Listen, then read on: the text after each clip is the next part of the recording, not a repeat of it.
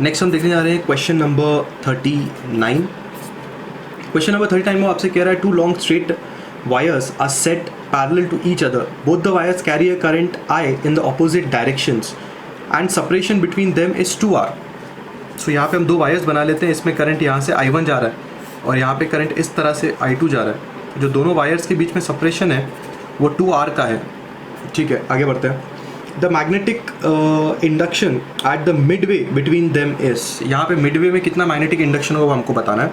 So you should understand कि अगर एक वायर है तो वो अपने आजू बाजू कितना मैग्नेटिक इंडक्शन बनाती है, तो that's formula B is equal to μ0I upon 2πr, ये उसका फॉर्मूला होता है। सो मिडवे में अगर आप निकाल रहे हैं तो दोनों वायर की वजह से मिडवे में आएगा।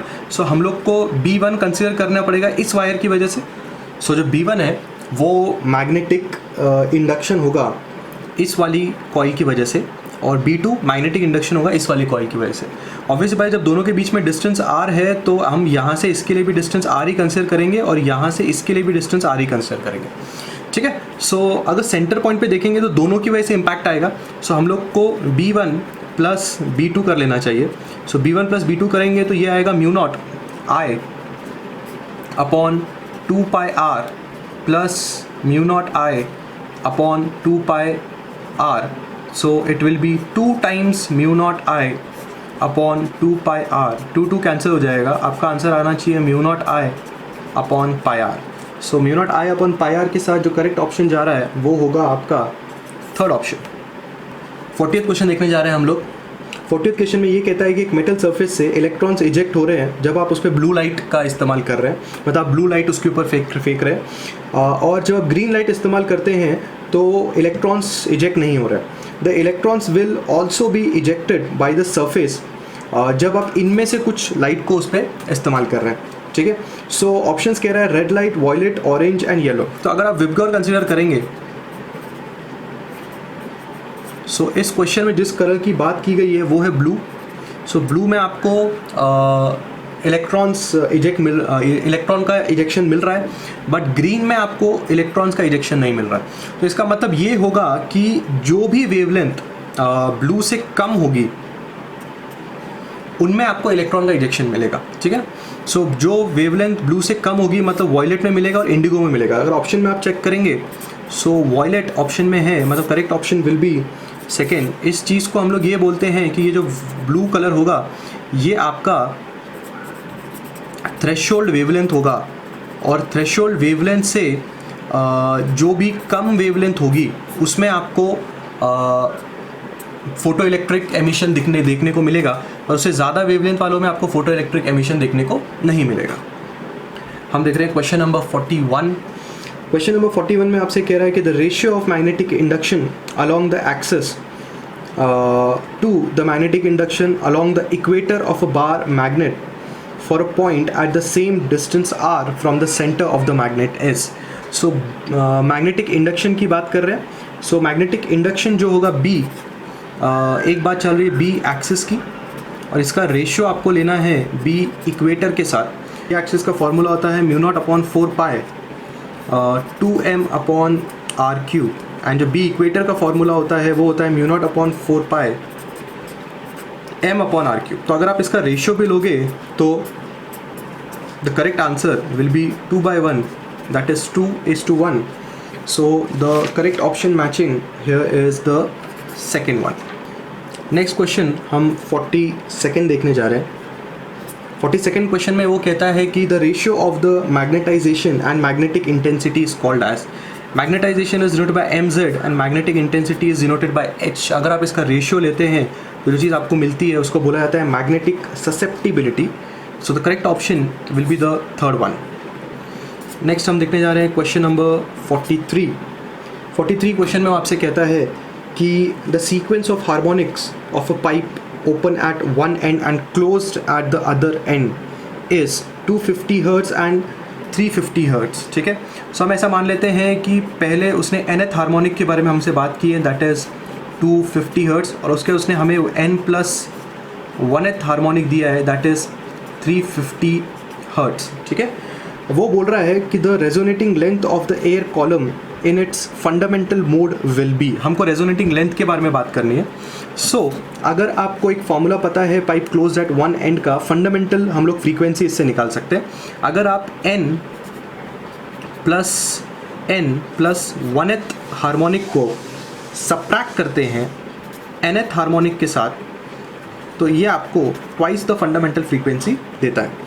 सो nth harmonic 1 plus nth harmonic जो आपके पास है वो है 350 और nth हार्मोनिक जो आपके पास है वो 250 है, तो ये 2n हो जाएगा. तो this will give you n as 50 hertz. तो this is your fundamental frequency. इस फंडामेंटल फ्रीक्वेंसी का इस्तेमाल करके हम लोग रेजोनेटिंग लेंथ निकाल सकते हैं. The formula for the fundamental frequency is V/4L. हम लोग इंटरेस्टेड है L में, सो हम लोग यहाँ पे लिखेंगे V/4 times n. The velocity in the air is given to be as 340 divided by 4 into 50. 34/20 आएगा. That's lead us to 1.7 meters. So 1.7 meter के साथ the correct option here will be the third one. Next हम देखने जा रहे हैं question number 44. In case of LED, that's light emitting diode, light is emitted due to, LED के अंदर, light emitting diode के अंदर जो recombination of holes and electrons होते हैं, ठीक है, उनकी वजह से आपका लाइट वहाँ पे एमिट होता है. Next is the 45 question. यहाँ पे हमको 3 वेसल्स दिखाई दे रहे हैं, ABC of different shapes, have the same base and are filled with water up to the same height h. The respective forces exerted by water on the bases are FA, FB and FC and respective weights are WA, WB and WC. So इसमें वो पूछ रहा है इन options में से क्या सही होगा. सबसे पहली बात तो हमको हाइड्रोस्टैटिक पैराडॉक्स नाम का एक टॉपिक हमने 11th स्टैंडर्ड में पढ़ा है. हाइड्रोस्टैटिक पैराडॉक्स आपसे ये कहता है कि जो फोर्स लगेगा वो शेप पे डिपेंड नहीं होगा, मतलब सब में जो फोर्स लगेगा वो एग्जैक्टली सेम होगा. मतलब जो FA होगा वो बराबर होना चाहिए FB के और वो बराबर होना चाहिए FC के. पर आप कंटेनर का शेप देख के डिसाइड कर सकते हैं कि जो सबसे ज़्यादा वेट होगा वो पहले वाले कंटेनर में होगा, क्योंकि सबसे ज़्यादा पानी पहले वाले कंटेनर में ही फिट हो रहा है, सेकेंड वाले कंटेनर में उससे कम और सबसे कम थर्ड वाले कंटेनर में. सो वेट के मुकाबले में WA will be greater than WB will be greater than WC. इसका मतलब the correct option here will be the second one. 46 question हम देख रहे हैं. Wire is suspended vertically is stretch by 1 millimetre. तो हम इसको छोटा ले रहे हैं, this is 1 millimetre. When mass of 4 kg is attach to the lower end, तो मास जो आप यहाँ पे लेंगे वो होगा 4 kg. The energy gained by the wire is, energy gain, तो इसको हम लोग स्ट्रेन एनर्जी बोलेंगे, strain energy. The formula for the strain energy is half into जो आप लोड वहाँ पे लगा रहे हैं इनटू आपका कितना एक्सटेंशन हो रहा है. सो हियर हाफ इनटू जो लोड हमने इस्तेमाल किया है वो होगा 4 kg, तो हम उसको लिखेंगे m इंटू जी और एक्सटेंशन को हम लिखेंगे l. तो it will be half into 4 into g. Question में मेंशन है 10 लेने के लिए, तो हम 10 ले लेंगे into 1 millimetre will be 10 to the power -3. If you solve this you will get 20 into 10 to the power -3 or you can say 0.02 joules. So with this the correct option we can see is the second one. हम देखने जा रहे हैं question number 47. Question number 47 में आपसे कह रहा है work done by the force on the body is a measure of the change in its momentum, mass, potential energy और काइनेटिक एनर्जी. ऑब्वियसली बात है, जो वर्क डन होता है वो डेल्टा KE होता है. Work done is change in its kinetic energy. इसी को आप वर्क एनर्जी थियरम भी बोलते हैं, ठीक है.